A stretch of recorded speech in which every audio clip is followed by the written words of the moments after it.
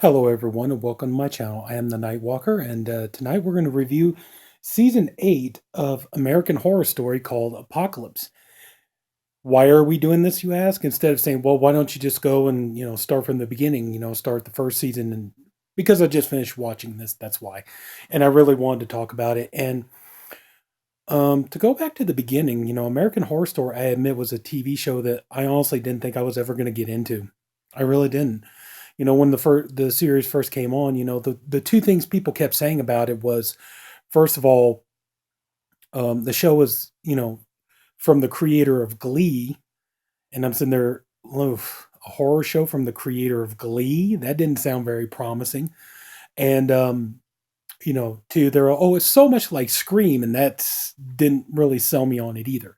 So I admit it took a while before I finally started watching any of the episodes, and then of course I started from the beginning and the first season, Murder House, and it didn't take long. Once I started watching it, and I realized, like, it really does embrace the horror genre, and it really, this is for horror fans. If you do love horror stories and horror films and everything, this works really well. And I am a fan. I do love the series, and even some of the seasons that a lot of people hate, I actually enjoy. I know a lot of people didn't care for Roanoke Nightmare, which I believe was season 6. A lot of people hated that one. I really like that one. I think if I had to pick like my least two favorite episodes or my least favorite seasons would probably have to be Freak Show and Asylum.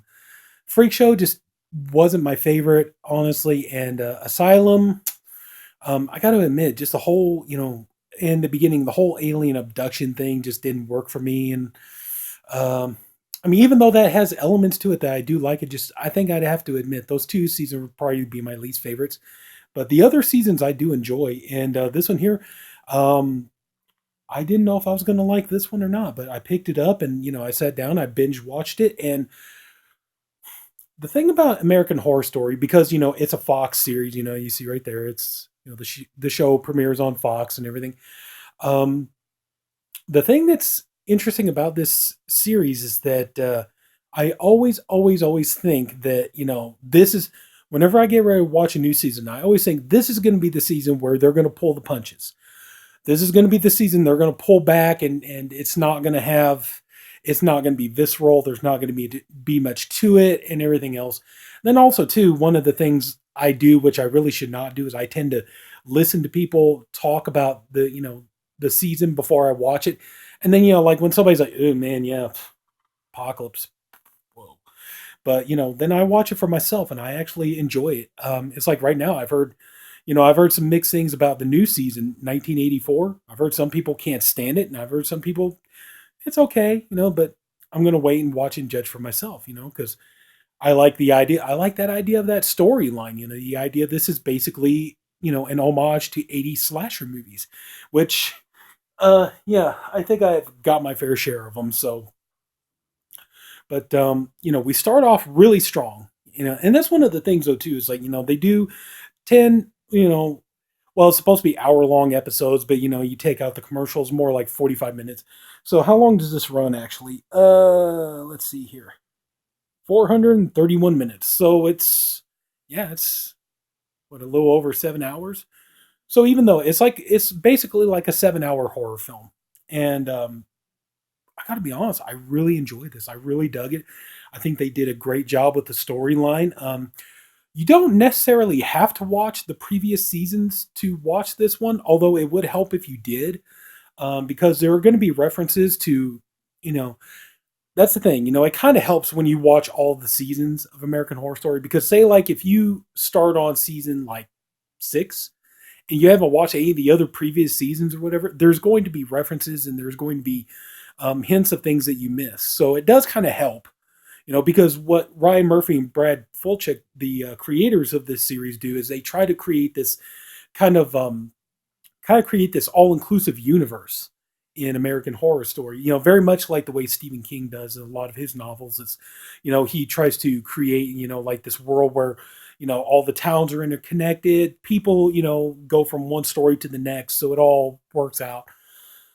And so they do pretty much the same thing on here, and the story starts off pretty solid. You have this girl and her assistant, And the assistant is played by Billy Lord, who's the daughter of Carrie Fisher. I'm sorry, I can't remember all the details, but we find out that the end of the world is coming, and of course, you have your if you watch American Horror Story, you have your stable of actors and actresses who they pretty much appear in just about every season. You got Sarah Paulson, who right there. Sarah Paulson, she's in every season. You got Kathy Bates, she's pretty much almost every season. Um, at one point, I think Kathy Bates stopped doing the show. She was going to go do that show for Netflix. Was it Disjointed? Where she was, like the old hippie lady that ran a marijuana shop, but that show didn't do very well in the ratings, so she went back to American Horror Story. But you have your, Evan Peters. He's just about in every season. Let's see, you have, you just got like your certain actors and actresses, and so these certain group of people, they manage to get away just before the bombs drop, and they find out that there's an outpost that they're going to be living in. And it turns out the outpost is run by Miss Venable, who is Sarah Paulson's character, and Miss Mead, who, these two here, Miss Venable, Sarah Paulson, Miss Mead, Kathy Bates. And then they pretty much, they decide that they're going to rule this place, and they're making all these rules like you can't have sex, your food rations are going to be cut even more and more and everything else. And they admit, there's going to be some spoilers here. They admit that that they like just mistreating people, they like abusing people and things like that, which they start doing. And then you have this one character, whose name is Michael, and he's this guy here who is it? Cody Fern. Yeah, Cody Fern plays Michael, and he comes from what they call the Collective, and the Collective supposedly set this whole thing up to the outpost bunker that the survivors are holed up in. And he starts working with them, and decides who's going to be his disciples, who's not going to be, and pretty much gets them to kind of all turn on each other. Like you have Evan Peters' character, like his grandmother is played by Joan Collins, who actually, that was kind of cool that they got Joan Collins to be in a season of American Horror Story. I thought that was pretty nifty. And also too, I got to real quick, I got to mention, it's like I said, spoilers already. There is, in one of the future episodes, there's this great homage to Joan Collins. What was it, last week or the week before? I reviewed the Tales from the Crypt, the Amicus movie on my channel, and there's a great homage to the Amicus 1972 Tales from the Crypt movie in this season, where Joan Collins pretty much like reprises. Her character is an actress, and she's reprising that character, doing that role from Tales from the Crypt. So that was a lot of fun to watch. But so anyway, so this character Michael, we basically learn that he's the Antichrist, and that he destroys pretty much everybody in the outpost, with the exception of Miss Mead, Kathy Bates, who we find out she's not even human. She turns out she's a robot, and so he takes her with him, and then the witches from season 3, Coven, Cordelia, and what was her name? Frances Conroy played her. What was the character's name? And then Emma Roberts' character Madison. They come in, and Cordelia is like, let's find our sisters, and so they get these 3. Billy Lord was one of them. 2 other girls. One of them was Dinah Shore, was it Dinah Shore? Yeah, I think she's in the other seasons too. She's like a television show host, and so they bring them back from the dead, and then we kind of go back in time. The thing is about this season, though, is like you really got to sit down and watch this. You got to keep up with it, because this it jumps back and forth in time, and then if you don't pay attention, you're going to lose yourself. And also, too, you're going to have you got your set actors and actresses like Sarah Paulson or Kathy Bates or whoever. They play. You got like one actor or actress who will play like 5 different characters throughout one whole season. In this season, you have Sarah Paulson. She plays Miss Venable here. She plays Cordelia, the witch from season 3, Coven. She plays Billy, the medium psychic from season 1. I believe there's like another character in here she plays. So she's playing like several different characters, and the same thing like Evan Peters, even Kathy Bates. She plays several different characters in this season. So they bring these 3 girls back from the dead, and we find out that it turns out they were actually, their minds were erased. They were part of the Coven, and that the thing is like this Michael. Sorry, I admit I'm kind of a little all over the place with this here. But this Michael, he showed like all this great ability, and we find out that Michael is actually the baby that Jessica Lange, who is so great that they brought Jessica Lange back for this season. It's like it was so nice to see her in a season of American Horror Story again. Miss Jessica Lange being on the show, but anyway, they brought her back, which was awesome. Even though she's only in like 2 of the episodes, I think, but still, we find out that he was the baby that she started to raise, and ultimately, she just got to the point she couldn't deal with his baby anymore, and so she just, you know, gave him up, and she just turned her back on him, and he went, and he had no place to go, and then he ends up being picked up by, we find out, is Anton LaVey in the Church of Satan, and then he ends up, you know, uh, they kind of start to groom him to be, that he is the Antichrist, and that he's taken to this group of warlocks.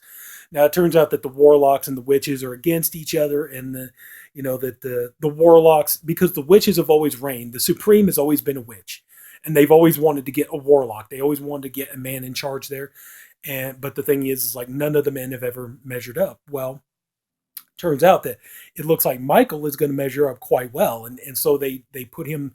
So Cordelia and the coven, they put him through the trials, which he does pass. And but the thing is like he, like for one thing that Cordelia does is she wants him to resurrect dead witches. So we have Queenie, who died in season 5, Hotel. He goes and gets her back.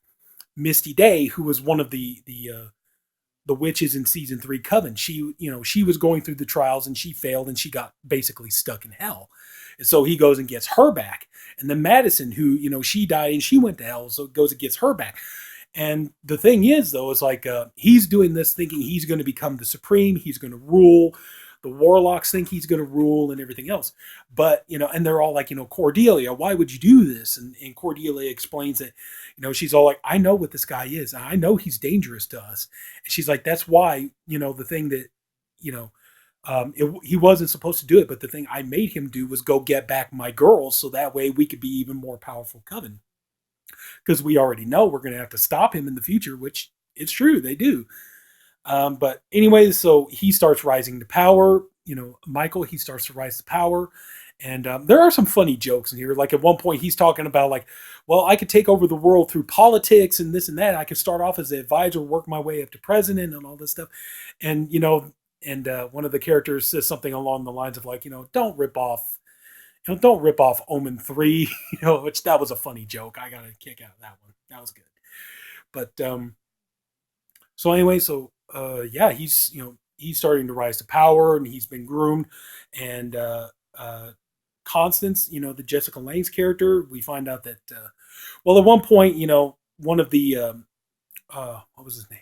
Oh God, Behold, the warlock. He teams up with Madison, Emma Roberts' character, and then they go to the murder house from season 1. They go there to get answers about Michael, who Michael is. Can they get any information as to how to stop him? And so they go there, and they see the ghosts from season 1. We see Tate. If you're an American Horror Story fan and you watch season 1, you know who Tate is. And we see, the family. We see Dylan McDermott comes back. Connie Britton, she comes back. That's where Jessica Lange shows up. It's great to see her again. So many of the characters come back. And little bit by they know that the house is haunted. They know that people have died in the house, but they decide to invoke the spirits so that they can get information, so that they can stop Michael, and they do.